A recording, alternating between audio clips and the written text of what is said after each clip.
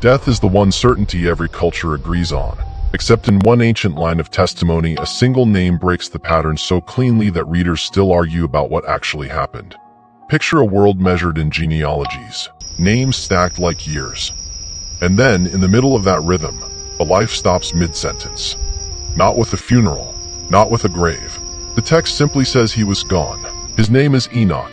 He appears in Genesis inside a chapter that reads like a drumbeat. Father to son, years tallied. Most entries end the same way: he died. The pattern is relentless. Enoch's entry refuses to land there. According to Genesis chapter 5, Enoch is the son of Jared and the father of Methuselah. The genealogy gives him a lifespan in years, then does something unusual. It does not say he died. It says he walked with God, then it says he was not, because God took him. When the drumbeat skips, silence is louder than a shout. But that wasn't the real turning point for later readers. The turning point was what happened next in the tradition. Writers returned to Enoch not as a curiosity, but as a hinge. A life that ends without the usual ending becomes a mirror. People look into it and see their own fear of being forgotten. Scholars treat Genesis 5 as part of the priestly tradition in the Hebrew Bible, shaped by editorial hands across centuries and preserved in Masoretic manuscript lines familiar to synagogue reading. That does not make the story less powerful. It makes it more human. Communities preserved this line because it said something they needed repeated. Mortality is real, and yet in one line the text opens a door. What came next was even more significant for the history of interpretation. The New Testament letter to the Hebrews in Greek names Enoch in a chapter famous for faith. It says that by faith Enoch was taken up so that he should not see death, and that he was commended as pleasing to God. That sentence honors Enoch. It also sharpens the mystery. The writer is not giving a biology report. The writer is making a claim about divine favor and an unusual departure from the normal human story. And then something unexpected happened in the wider tradition. Enoch did not stay a single paragraph. He became a name attached to larger texts. The most famous collection is First Enoch, often dated by scholars to centuries before the Common Era in its earliest layers. Though the compilation grew over time, it is not part of the Jewish canon as most communities know it today, and it is not in the Protestant Old Testament. It is influential anyway because ideas travel even when books do not get a uniform stamp of approval. The Dead Sea Scrolls include Enochic material, showing how widely these traditions circulated in Second Temple Judaism. This is where honesty matters. Calling something ancient does not make every detail historically verifiable in the modern archival sense.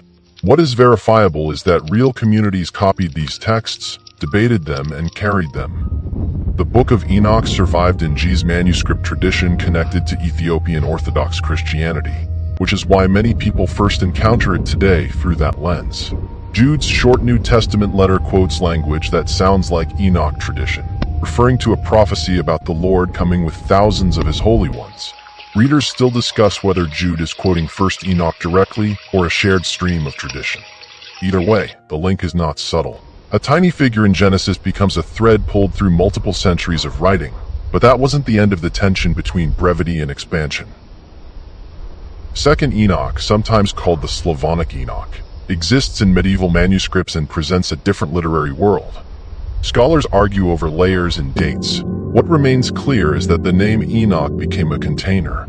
People poured their anxieties about justice, cosmic order, and the boundaries between earth and heaven into stories attached to that name. If you enjoyed this deep dive into history and the way texts grow across centuries, like the video and subscribe for more weekly breakdowns. Return to Genesis for a moment, because the emotional core is there in plain language.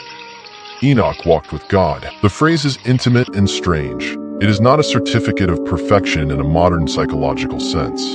It is a claim about relationship repeated in a narrative where relationship is not abstract. Walking implies time, direction, ongoing presence. Then the text tightens. Everyone else in the list meets the same sentence. Enoch meets a different verb. God took him. In the Hebrew Bible, another figure later ascends in a storm. The prophet Elijah carried up in a whirlwind while his successor watches. Readers have paired these stories for centuries, not because the texts demand it in every detail, but because human minds search for patterns when something ordinary is refused. Death is ordinary in the narrative world of Genesis 5. Refusal is not. What happened next changed everything for how communities imagined hope, resurrection hope, judgment language, the idea that history is not only a chain of births and deaths but also an accounting. Enoch's brief mention becomes a seed. The seed grows into forests of interpretation, some beautiful, some strange, some fiercely debated, and then something unexpected happened in modern study. Manuscript discoveries and linguistic work did not prove the folklore version of Enoch in a simple way. They complicated it.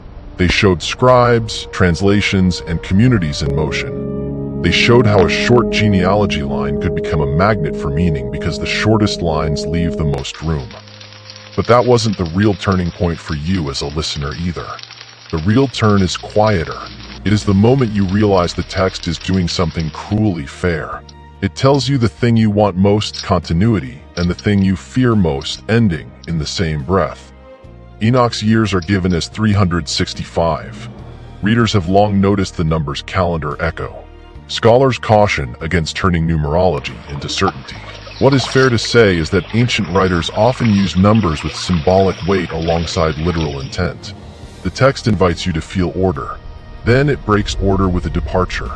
Methuselah, Enoch's son, becomes the name famous for extreme longevity in the same chapter. The narrative places generations shoulder to shoulder. Father and son become part of one unfolding sentence in human time. The emotional contrast lands harder because of proximity. A life taken up. A life counted out in long years. Both are named. Both are held inside the same genealogy. At the time, no one realized how many arguments would follow a few verses, debates about canon, debates about apocrypha, debates about what taken means in a world where ancient peoples also told stories about heroes removed from ordinary fate. The debates are not trivial. They are about authority, community boundaries, and what counts as sacred memory. What came next was even more significant for anyone trying to separate fact from legend in a modern sense. Historians can map texts. They can date manuscripts within ranges. They can trace quotations. They can show influence. They cannot produce a death certificate for a figure described in religious narrative, and they cannot produce a passport for a heavenly removal. What they can do is show why this story survived. It survived because it speaks to the edge experience of being human. You live among endings. You are asked to believe in something beyond them. Enoch's story is short. That is part of its power. It does not explain the mechanics. It does not slow down for objections. It makes a claim and moves on, leaving a gap that pulls you in. But that wasn't the end of the human stakes. The stakes are visible in the way later writers reached for Enoch when they needed language for judgment and mercy, for warning and hope. The name becomes a shorthand for a kind of faith that is not merely private. It is faith understood as alignment with God in a world that often looks indifferent. And then something unexpected happened again when the story crossed into new languages and new communities. The same brief genealogy line kept reappearing in sermons, art, and popular imagination. Sometimes as mystery, sometimes as proof text, sometimes as a symbol of the believer who escapes final defeat. If you step back, the irony is sharp.